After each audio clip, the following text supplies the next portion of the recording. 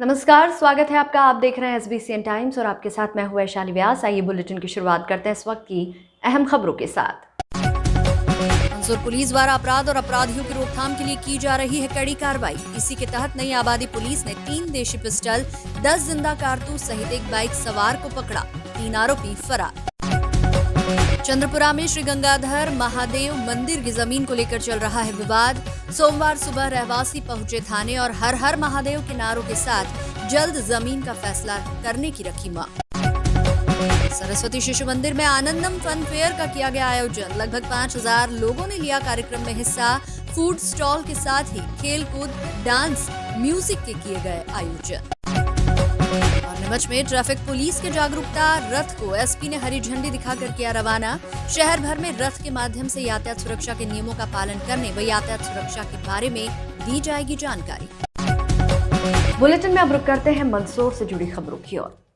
अपराध और अपराधियों की रोकथाम के लिए मंदसौर पुलिस द्वारा लगातार सफलता दर्ज की जा रही है।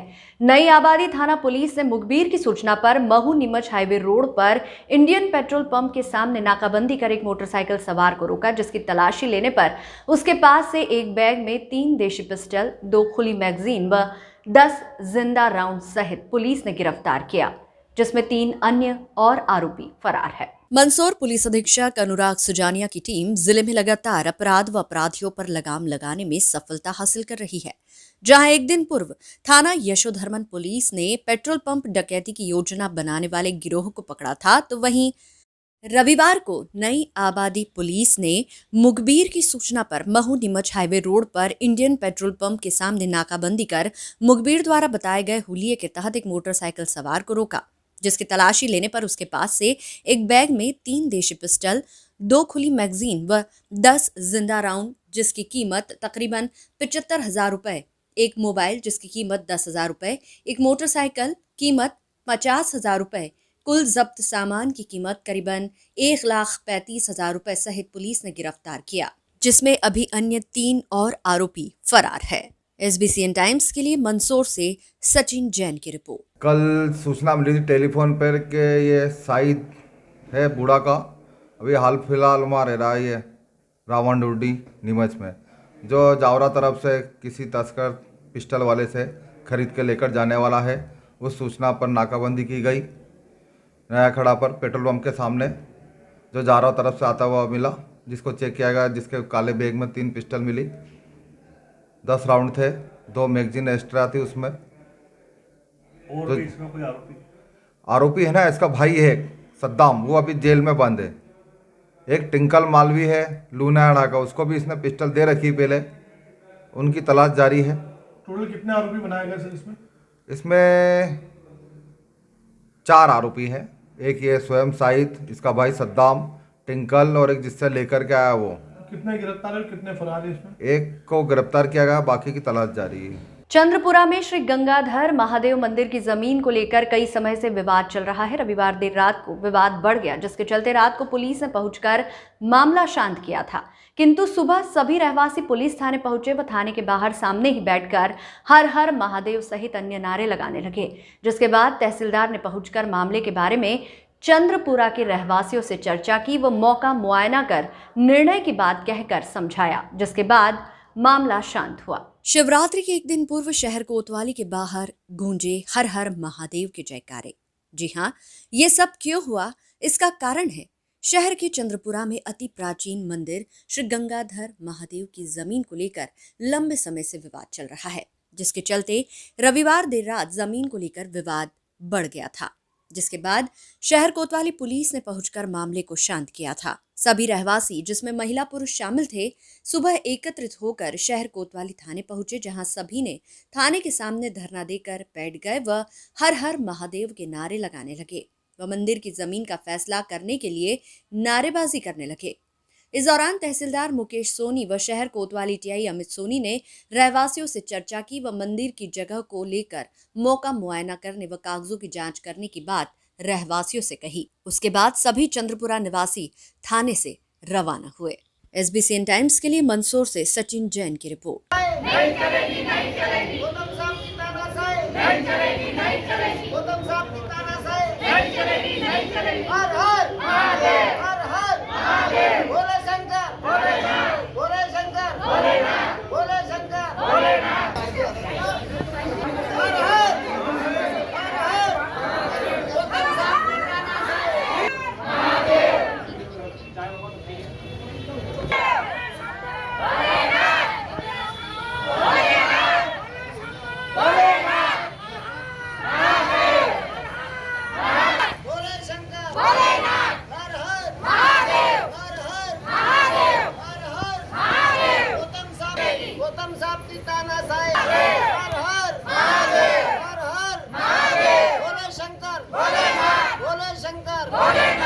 चंद्रपुरा में श्री गंगाधर महादेव मंदिर स्थित है। उस पर लेकर के स्वामित्व को लेकर के थोड़ा सा कोई मतभेद है। तो आज यहाँ के गांव के जो भी प्रबुद्ध नागरिक और धर्मालु लोग आए हैं, उनका कहना है कि हमें वहाँ पूजा पाठ करने दी जाए। कतिपय लोगों द्वारा वहाँ रोका जा रहा है, तो शीघ्र ही इस पर निर्णय लिया जाएगा। मौके पर जाकर के उभय पक्षों को बुला करके यदि मंदिर सार्वजनिक है तो उस पर किसी का एक का अधिकार नहीं होगा, ग्राम की जनता का अधिकार होगा और उसे खुलवाया जाएगा। चंद्रपुरा में भोलेनाथ जी का एक मंदिर है, उसको लेकर के दो पक्षों द्वारा आपत्ति प्रकट की गई थी। एक स्थानीय पार्षद है कांग्रेस से, शैलेंद्र गिरी गोस्वामी, उन्होंने ये बताया था कि उस मंदिर में हम लोग पूजा पाठ या कुछ निर्माण कार्य शेड वगैरह लगाना चाहते थे कथा के लिए, तो एक दूसरे पक्ष द्वारा रोक दिया गया था। तो उस संबंध में उन्होंने तहसीलदार साहब को आवेदन दिया है। चूँकि विवाद भूमि को लेकर है, एक पक्ष का कहना है कि भूमि उनकी है, दूसरे पक्ष का कहना है कि शासकीय है। इसका निर्णय तहसीलदार साहब कर देंगे, उस आवेदन पर सुनवाई कर देंगे। हम लोग फिजिकली उसका मुआयना कर देंगे। यदि शासकीय भूमि पर होता है तो उसे शासकीय मान के वहाँ पे क्रियाकलाप किए जाएंगे, यदि निजी होगा तो उस हिसाब से निर्णय लिया जाएगा। तो फिलहाल तहसीलदार साहब और मैं वहाँ अभी जा रहे हैं, मौका मुआयना करने के बाद आगे जैसी स्थिति होगी उसका निर्णय ले लेंगे। आपके माध्यम से बताना चाहूँगा आम जनता को और मीडिया को कि गंगाधर महादेव मंदिर सर्वे नंबर 3132 में स्थित है।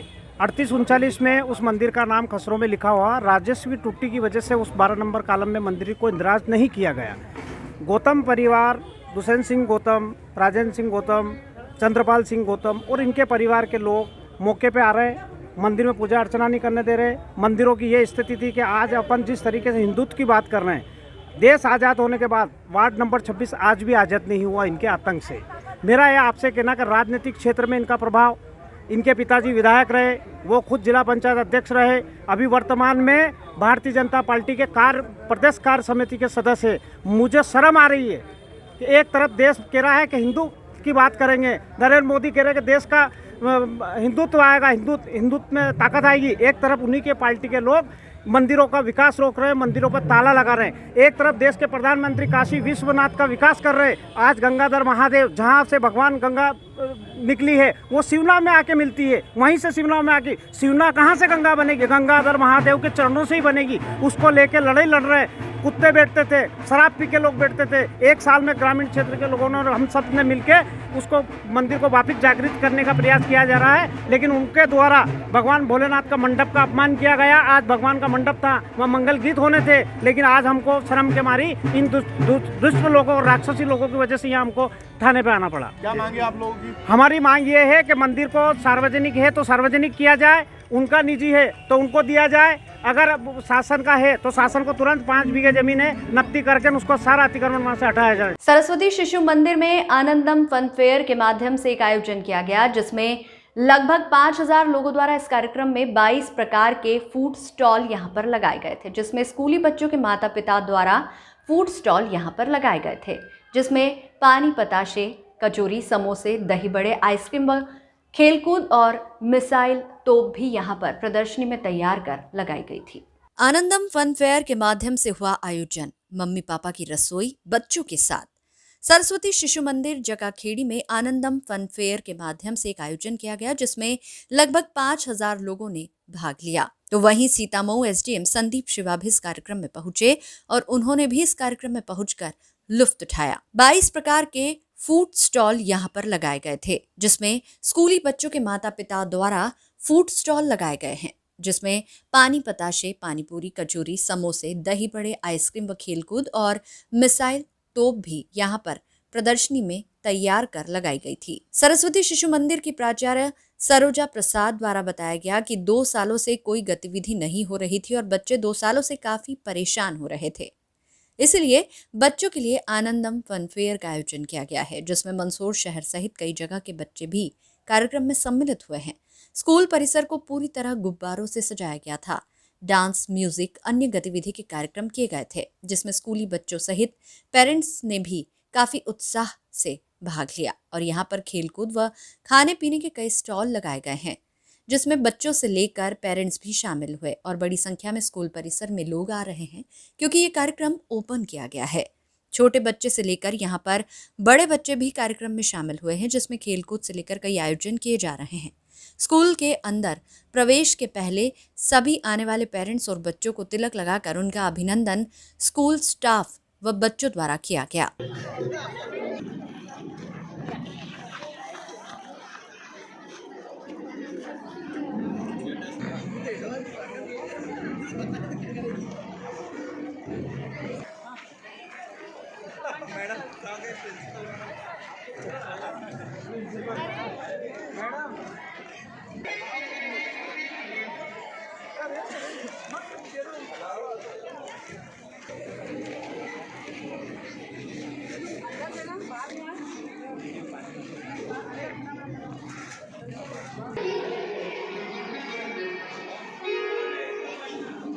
एक्चुअली सर इसके पीछे हेतु ये है कि 2 सालों से पेंडेमिक के कारण बच्चे घरों में बहुत परेशान हो गए थे, तो बच्चों के लिए एक आनंद फन फेयर करके यहाँ प्रोग्राम किया गया है। ये पूरा प्रोग्राम टीचर्स, स्टूडेंट्स और जो है बच्चों का और पेरेंट्स का है। ये जो आप फूड स्टॉल जो देख रहे हैं बाहर, ये है मम्मी पापा की रसोई बच्चों के साथ। इसमें पूरा फूड स्टॉल जो है 22 स्टॉल लगे हैं, ये बच्चों और बच्चों के पेरेंट्स ने तैयार किया है। सात्विक भोजन है यहाँ पे, सात्विक स्टॉल है, सभी आनंद ले रहे हैं। इसमें music zone, dance zone, puppet zone, adventure zone जो खास अट्रैक्शन है यहाँ का वो है। उसके बाद ये जो फूड जोन देख रहे हैं आप, उसके बाद म्यूज़िक जोन है।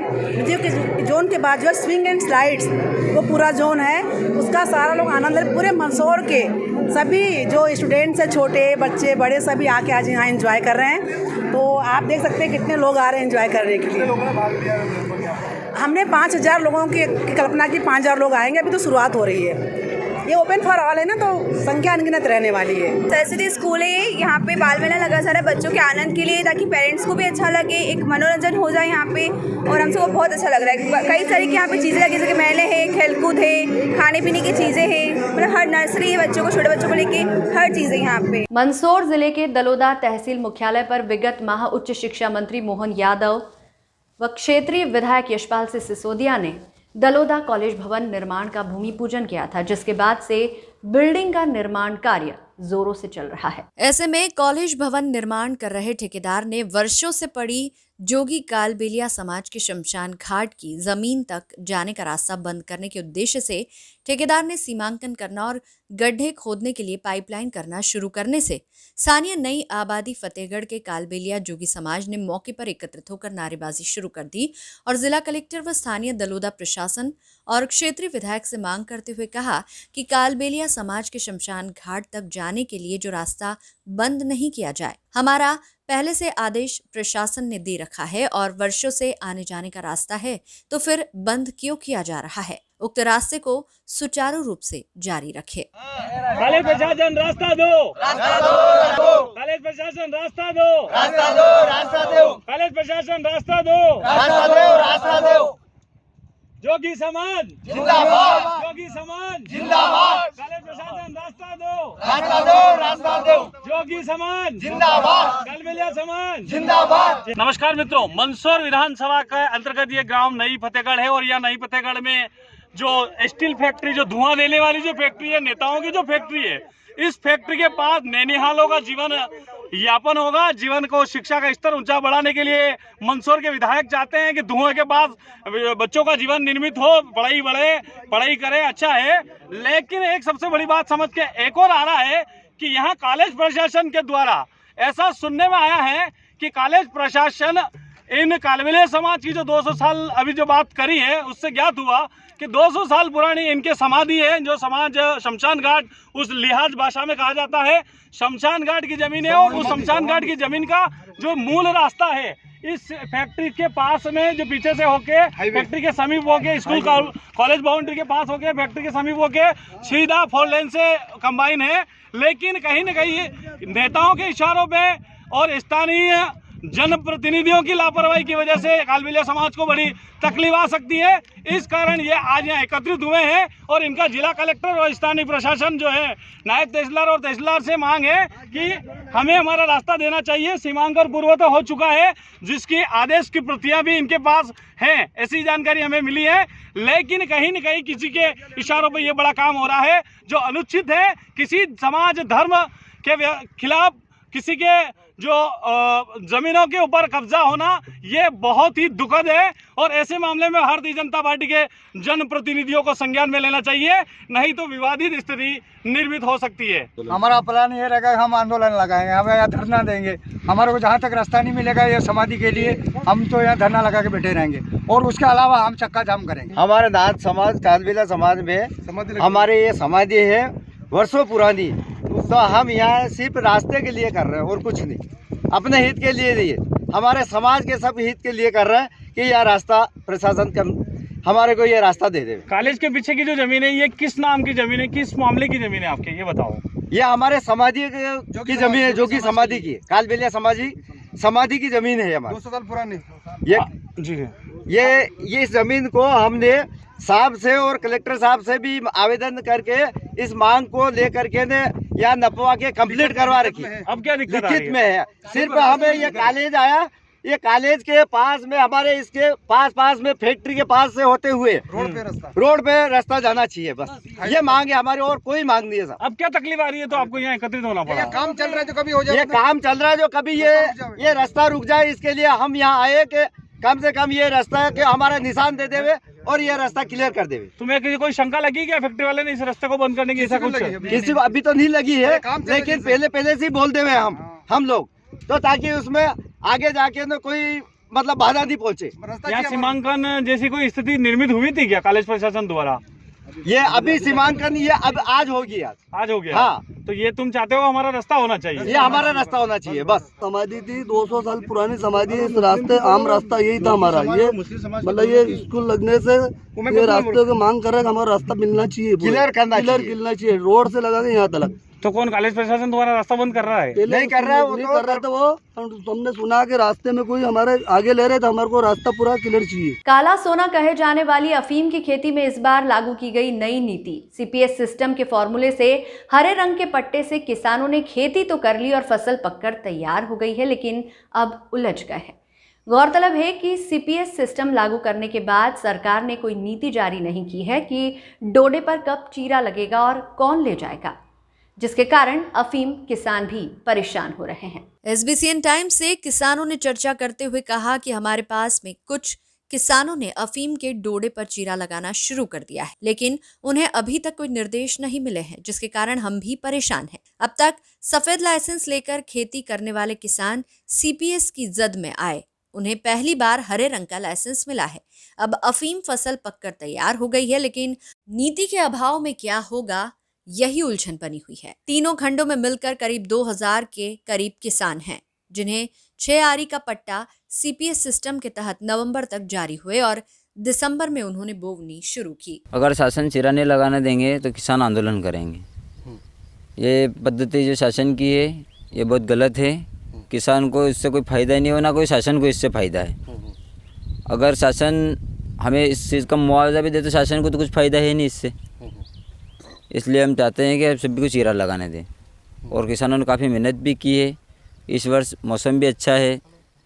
पिछले साल तो बहुत मुसीबत आई थी किसानों को, और इस साल है तो फिर इस साल पानी अच्छा है। पिछले साल पानी नहीं था हमारे यहाँ, अब तो थोड़ा बहुत पानी है। फिर भी हमें दूर से पानी किसी इस कुएँ से उस कुएँ से पानी लाना पड़ता है, टैंकर से लाना पड़ता है। आखिरी समय आ गया है पिलाने के लिए, तो हम चाहते हैं कि शासन हमें चीरा लगाने दे। इसमें काफ़ी खर्चा हुआ है हमारा, काफ़ी पैसा लगता है इसमें, और मेहनत भी काफ़ी लगती है। और ऐसा नहीं होता तो आगे क्या? यही वे धरना करेंगे, आंदोलन करेंगे, और क्या। तो कहीं ना कहीं इस सीपीएस पद्धति को लेकर काफ़ी परेशानी वगैरह आ रही है क्या? कुछ हम काफ़ी सभी नाराज़ है, जितने भी किसान हैं इस श्रेणी में आ रहे हैं वो सभी नाराज़ है इस चीज़ से। तो क्या लगता है इस सीपीएस पद्धति को लेकर क्या आगे क्या कठोर कदम उठाए जाएंगे या सरकार से क्या मांग करते हैं? हाँ, सरकार से ये मांग करते हैं कि सबसे पहले तो चीरा लगाने दे, तो कोई दिक्कत नहीं है। अगर सरकार चीरा नहीं लगाने देगी तो आंदोलन होगा, ऐसा कुछ करेंगे, और क्या। मुआवजा दिया जाए। हाँ, ये मुआवजा दिया जाए, कम से कम मुआवजा तो शासन में तो 1.5 लाख से कम नहीं हो सकता है, इसका इतना खर्चा हो जाता है। हम ये कहेंगे कि सरकार बहुत ही गलत कर रही है, हम लोगों के साथ सौतेला व्यवहार कर रही है। जब हमारे पड़ोस वाले चीरा लगा रहे और हमें अनुमति नहीं दे दी चीरा लगाने की, तो ये तो फिर उन्होंने अफीम बोने की अनुमति नहीं देनी थी हम लोगों को। यदि दी है तो हमें भी चीरा लगाने दिया जाए, क्योंकि हमारा उसमें काफ़ी खर्च हुआ है, हम काफ़ी नुकसान में। हमारे अन्य जगह का जो पानी था वो भी हमने इसमें लगा दिया, सारी मेहनत लगाई हम लोगों ने। इसलिए हमारे साथ सौतेला व्यवहार ना किया जाए, बल्कि हमें भी इस बात की अनुमति दी जाए, जल्दी से जल्द दी जाए कि चीरा लगाया जाए। गांव बूढ़ा में आज सुबह करीब 9 बजे के आसपास गांव के बीच में स्थित मनोहर जैन, अनिल जैन के घर में अचानक अज्ञात कारणों से आग लग गई। सूचना मिलते ही बूढ़ा चौकी पुलिस भी मौके पर पहुंची और आग बुझाने का प्रयास ग्रामीणों और फायर ब्रिगेड के साथ किया। आग इतनी भीषण थी कि लगभग 2 घंटे तक गांव के युवाओं ने मेहनत कर फायर ब्रिगेड की मदद से आग पर काबू पाया। घर में रखे बिस्तर, कपड़े, नकदी सहित कई घरेलू चीजें जलकर स्वाहा हो गई। गांव में सभी की एकता से आज बड़ा हादसा होते होते बच गया। ग्राम पंचायत सरपंच सचिव ने भी मौके पर पहुंचकर आग पर काबू पाने में मदद की। आग लगने के बाद पंचायत कर्मचारी ने मोहल्ले के नल चालू कर दिए। सभी घर से लोगों ने मोटर चालू कर आग बुझाने में मदद की। इसमें गांव के युवा का महत्वपूर्ण योगदान रहा और समय रहते आग पर काबू पा लिया गया। पुलिस प्रशासन का भी सराहनीय योगदान रहा।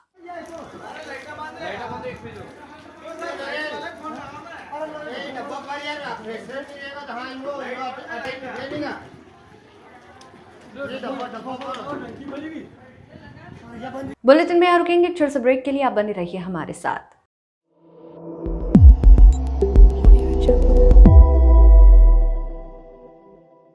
बुलेटिन में अब रुक करते हैं नीमच से जुड़ी खबरों की ओर। सोमवार को नीमच के पुलिस कंट्रोल रूम पर आयोजित एक कार्यक्रम में नीमच एसपी सूरज कुमार वर्मा ने ट्रैफिक पुलिस नीमच द्वारा बनाए गए यातायात जागरूकता रथ को हरी झंडी दिखाकर रवाना किया। नीमच ट्रैफिक पुलिस विभाग द्वारा शहर के विभिन्न स्थानों पर ये रथ घुमाया जाएगा। इसके माध्यम से लोगों को यातायात नियमों का पालन करने और यातायात सुरक्षा के बारे में जानकारी दी जाएगी। लोगों को जागरूक कर यातायात नियमों का पालन करने की समझाइश रथ के माध्यम से दी जाएगी। रथ रवाना करने के अवसर पर नीमच एसपी सूरज कुमार वर्मा ने लोगों से अपील की कि वे यातायात नियमों का पालन करें। इस अवसर पर additional SP SS Ganesh, SDM Mamata Khede, तहसीलदार अजय हिंगे, नायब तहसीलदार पिंकी साठे, ट्रैफिक सूबेदार मोहन सिंह रावत सहित ट्रैफिक पुलिस के पुलिसकर्मी मौजूद रहे।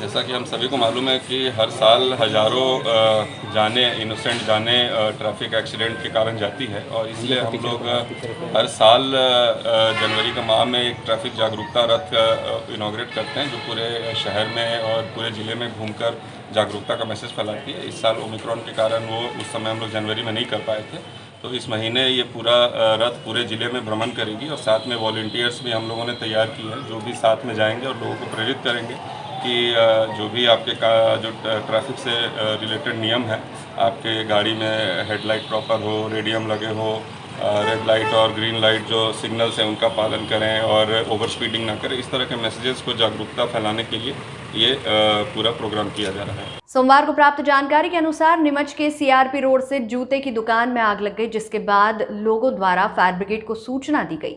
मौके पर पहुंची फायर ब्रिगेड ने आग पर काबू पाया। दुकान में जूते चप्पल का व्यवसाय राजेश जायसवाल नामक व्यक्ति द्वारा किया जा रहा था। दुकान लोहे की बनी हुई एक गुमटी में संचालित हो रही थी। आग लगने की वजह दुकान के पीछे किसी के द्वारा कचरा जलाना बताया जा रहा है, जिसकी वजह से दुकान का टीन शेड गर्म हो गया और आग दुकान के अंदर तक पहुंच गई। हालांकि ज्यादा भीषण आग नहीं होने और समय पर फायर ब्रिगेड के आ जाने से काबू में आ गई। इसके चलते नुकसान भी कम हुआ है। नीमच के बघाना थाना क्षेत्र के अरनिया कुमार में सोमवार सुबह उस समय सनसनी फैल गई जब 42 वर्षीय व्यक्ति ने कमरे में फांसी लगाकर आत्महत्या कर ली। घटना की सूचना पर बघाना पुलिस मौके पर पहुंची और मामले की जांच शुरू कर दी। बघाना पुलिस से मिली जानकारी के अनुसार मृतक हरीश पिता नारायण राठौर, उम्र 42 वर्ष, निवासी जूना बघाना, हाल मुकाम अरनिया कुमार बताया जा रहा है, जो 2 दिन पहले अपने बड़े भाई कन्हैयालाल राठौर से अलग होकर अरनिया कुमार में रह रहा था। सुबह जब भाई ने फोन लगाया तो फोन नहीं लगा, तो उसने घर जाकर देखा तो मृतक ने साइकिल पर चढ़कर बल्ली से रस्सी बांधकर फांसी लगा ली। घटना के बाद सूचना पर बघाना पुलिस मौके पर पहुंची और पंचनामा बनाकर शव को पीएम के लिए अस्पताल भिजवाया गया। वहीं मर्ग कायम कर पूरे मामले की जांच की जा रही है। हरीश नाम है उसका, वो करने तो एक दिन शनिवार से सड़क की मगजमारी हो कि मैं घर जा रहा हूँ, मैं जा 2-4 दिन को आ जाएगा वापस। नहीं कुछ क्या आज कैसे पता चली आपको? सुबह मैं देखने ढूंढने गया उसको, तो वहाँ पे किमाड़ बंद था। क्या किया उन्होंने? कोई आत्महत्या। क्या करते थे वो? मंडी में जमा। सोमवार को नीमच कलेक्ट्रेट कार्यालय में मुस्लिम इंतजामिया कमेटी नीमच द्वारा जिला प्रशासन और कलेक्टर के नाम एक ज्ञापन दिया गया। ज्ञापन में मांग की गई है कि जिला प्रशासन नीमच के मनासा रोड सर्किट हाउस के नजदीक हाउसिंग बोर्ड की जमीन पर बने मकानों को न तोड़े, साथ ही उन्हें भूमि और मकान का अधिकार दे। ज्ञापन में बताया कि वहां पर रहने वाले लोग बरसों से काबिज है, ऐसे में उनके मकान तोड़ना अनुचित है। गौरतलब है कि आज जिला प्रशासन के द्वारा हाउसिंग बोर्ड की मनासा रोड स्थित भूमि पर बने अवैध मकानों को तोड़ने की कार्रवाई शुरू की है। इसी के मद्देनजर ये ज्ञापन दिया गया। हाउसिंग बोर्ड की तानाशाही नहीं चलेगी, नहीं चलेगी। हाउसिंग बोर्ड की तानाशाही नहीं चलेगी, नहीं चलेगी। हाउसिंग बोर्ड की तानाशाही अत्याचार बंद करो, बंद करो। मजलूमों पर अत्याचार बंद करो, बंद करो। गरीबों पे अत्याचार बंद करो, बंद करो। पुलिस प्रशासन तेरी तानाशाही नहीं चलेगी, नहीं चलेगी। तो अच्छा रहा तेरी तानाशाही नहीं चलेगी, नहीं चलेगी। हाउसिंग बोर्ड तेरी तानाशाही नहीं चलेगी, नहीं चलेगी।